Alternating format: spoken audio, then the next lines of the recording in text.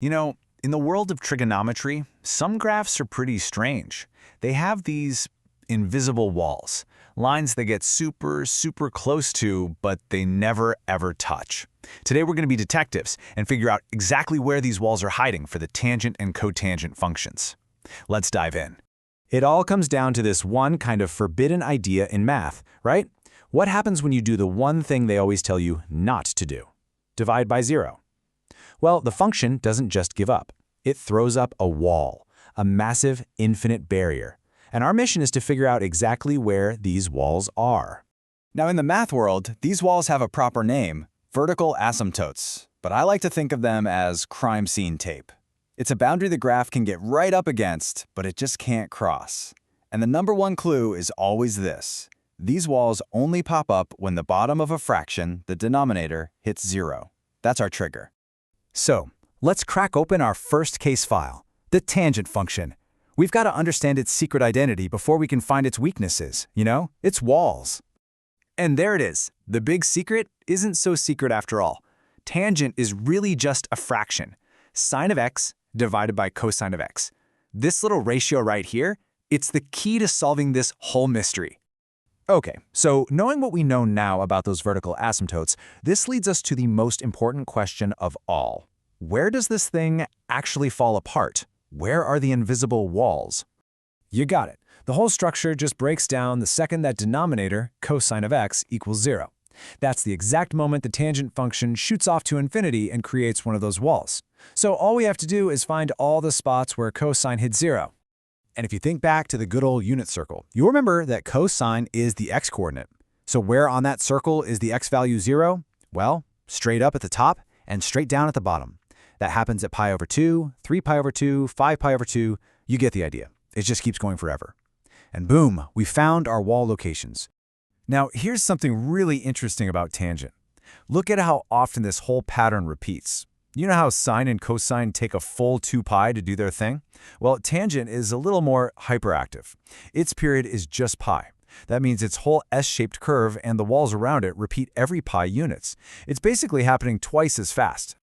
All right, case file number 1 is officially solved. Let's move on to case file number 2. We're going to investigate tangent's closest relative, cotangent. It uses the exact same logic, but you're about to see how one tiny change flips everything upside down. See, cotangent is literally the flipped or reciprocal version of tangent, cosine of x divided by sine of x. And that one little flip changes everything. The new weak spot isn't cosine anymore. Now, this function breaks whenever its new denominator, sine of x, is 0. This table lays it all out pretty clearly. Since their denominators are swapped, their walls are in totally different spots. Tangent has walls where cosine is 0, but cotangent's walls show up where sine is 0, at 0, pi, 2 pi, and so on. And check out their shapes. They're mirror images. Tangent is always climbing uphill, while cotangent is always sliding down. Okay, now that we've got the basic rules of the game down, it's time to crack the code on some more complicated cases. What happens when we start stretching, shifting, and squeezing these graphs? Let's walk through a few examples. All right, first up, y equals tangent of 2x. That 2 on the inside of the function acts like a compressor. It's squeezing the graph horizontally. So where are the walls now? The logic is exactly the same. The function breaks when its input is at one of the bad spots. We know the bad spots for regular tangent are at pi over 2 plus any multiple of pi. So we just take our new input, which is 2x, and set it equal to that. Then do a little algebra, just divide by 2, and we find our new walls are at pi over 4. And because the graph is squished, they now show up every pi over 2 units. Now this one is a classic trap.